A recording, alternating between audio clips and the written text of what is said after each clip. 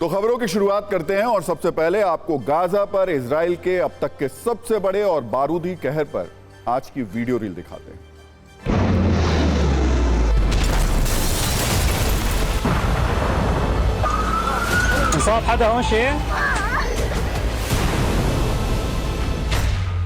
Gaza पर air strike, ground action भी जारी।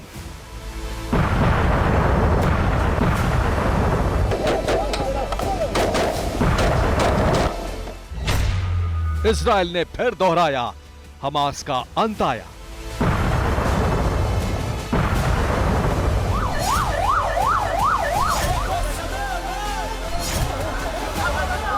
היעד שלנו הוא ניצחון במלחמה והחזרתם של החטופים.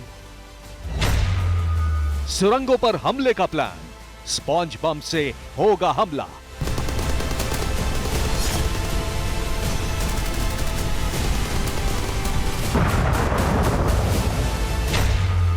हमास ने भी दिखाया दम, इजराइल पर rocket bomb.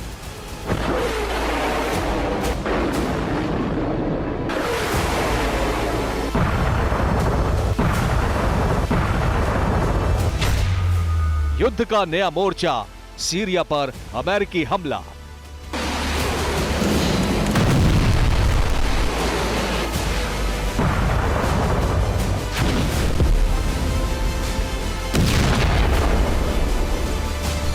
I say frankly to the American statesmen who are now managing the genocide in Palestine. Putin की परमाणु तैयारी, वर्ल्ड वॉर से कितनी दूरी।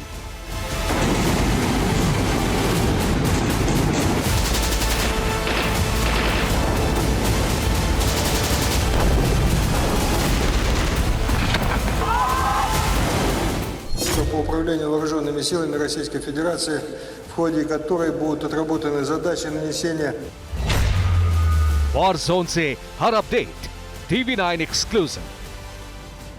TV9 भारतवर्ष की टीम इस वक्त सीरिया बॉर्डर पर है और सीरिया बॉर्डर पर जब हम जा रहे हैं तो देखिए एक के बाद एक आपको बहुत सारे टैंक यहाँ पर दिखाई देंगे जिसकी मूवमेंट की जा रही है। सबसे अहम बात यह है कि ये वो जगह है जो नया फ्रंट इजराइल के लिए खुलता हुआ दिख रहा है।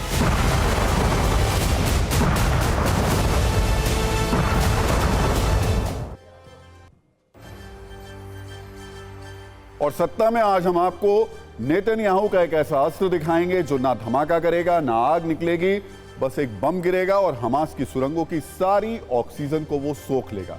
लेकिन पहले आपको इजराइल हमास युद्ध की ऐसी विस्फोटक वीडियो कुंजी दिखाना जरूरी है जो इस बात का प्रमाण है कि अब यह जंग अपने सबसे भयानक मोड़ पर पहुंच चुकी है। इजराइल हमास को मिट्टी में मिलाने वाले इंतकाम की आग में जल रहा है और इतने बम बरसा रहा है कि गाजा का एक बहुत बड़ा हिस्सा मलबे के ढेर में और हमास की कब्रगाह बन गया है। हमास की सुरंगों से उसके हथियारों का इजराइल चुन चुन कर मिटा रहा है। लेकिन उसके लिए चिंता की बात यह है कि हमास भी खामोश नहीं है, वो भी इजराइल की बम वर्षा पर जवाब में रॉकेट की वर्षा कर रहा है। आज हमास ने इसका एक ऑडियो भी जारी किया जो बेहद खतरनाक है, इसलिए हमने सबसे पहले इसी खबर पर आपके लिए एक छोटी लेकिन बारूदी वीडियो कुंजी तैयार की है। पहले हम आपको नेतन्याहू के गुस्से की वो आग दिखाते हैं जो आज आसमान से हमास के ठिकानों पर बरसी है। इजराइल ने आज भी हमास पर ताबड़तोड़ एयर स्ट्राइक्स करते हुए उसकी सुरंगों और अड्डों को पाउडर यानी राख में बदल दिया। इजराइल डिफेंस फोर्स की ओर से जारी किए गए वीडियो में उसके बम और मिसाइल गाजा में कहर ढाते दिखाई दे रहे हैं। इजराइल का दावा है कि उसने हमास की anti tank missile launch site को तबाह कर दिया है, कई कंट्रोल सेंटर तहस नहस कर दिए हैं, कई कमांडर्स को मिट्टी में मिला दिया है। और ये तबाही कितनी ज्यादा हुई है इसका अंदाजा आप इस बात से लगा सकते हैं कि गाजा में सिर्फ पिछले 24 घंटे में 481 लोगों की मौत हो चुकी है।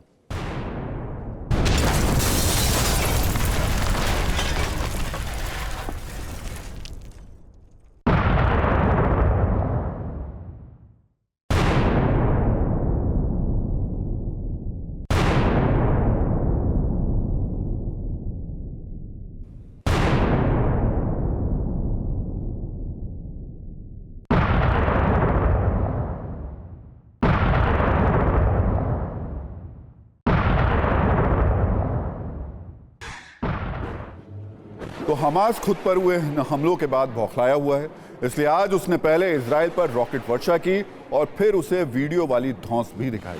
हमास की ओर से भी आज इजराइल के शहर पर ताबड़तोड़ रॉकेट मारे गए। इस हमले में इजराइल का तेल अवीव शहर उसका टारगेट था। हालांकि इजराइल का दावा है कि हमास के हमलों को उसके आयरन डोम सिस्टम ने नाकाम कर दिया।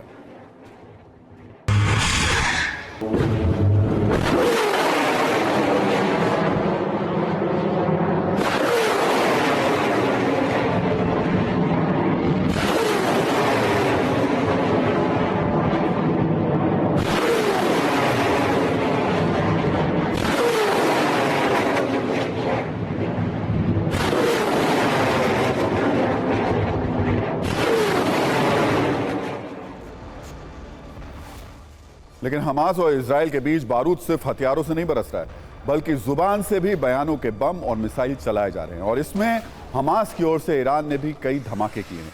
इजराइल ने एक बार फिर हमास को चुन चुनकर मारने की कसम खाई है। इसका जवाब ईरान के रिवोल्यूशनरी गार्ड के commander in chief general Hossein Salami ने दिया और कहा कि इजराइल ने अगर गाजा में कदम रखा तो वहीं दफना देंगे। इजराइल की ओर से बयान बम ये मारा गया कि अब हमास को कुचलना बहुत जरूरी हो गया है। जवाब में ईरान ने कहा गाजा का ड्रैगन इजराइल को खा जाएगा। इजराइल ने एक बार फिर दोहराया कि हमास की तबाही अब कोई नहीं रोक सकता है। बदले में हमास ने कहा अगर इजराइल की ओर से बमबारी ऐसे ही जारी रही तो इससे बंधकों को खतरा हो सकता है। सबसे पहले हम आपको इस पर जंग की चिंगारियों से भरी एक रील दिखा देते हैं, फिर बात उस बम की जो सुरंगों में हमास को तड़पा तड़पा कर मारेगा।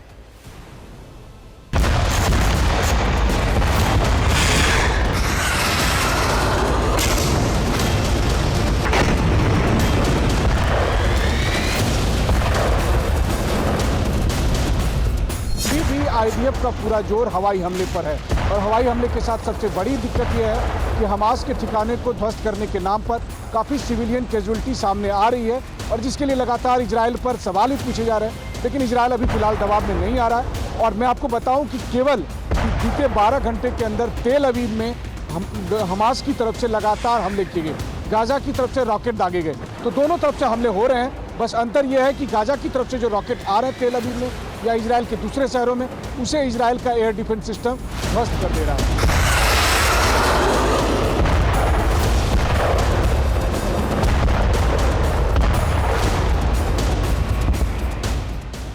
היעד שלנו הוא ניצחון במלחמה והחזרתם של החטופים.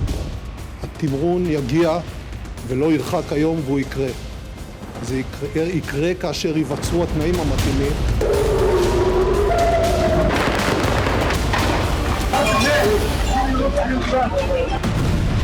That it is of utmost importance that the Palestinian people and the hostages and all those who are in Gaza have access to humanitarian aid. There is no contradiction between showing solidarity to Israel and, of course, acting on the need of humanitarian aid.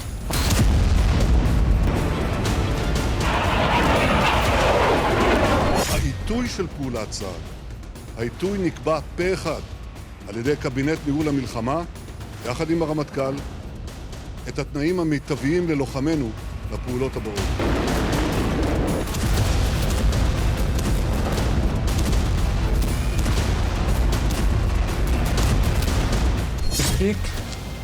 People in Gaza are dying. They are not only dying from bombs and strike. Soon, many more will die from the consequences of siege imposed on the Gaza Strip.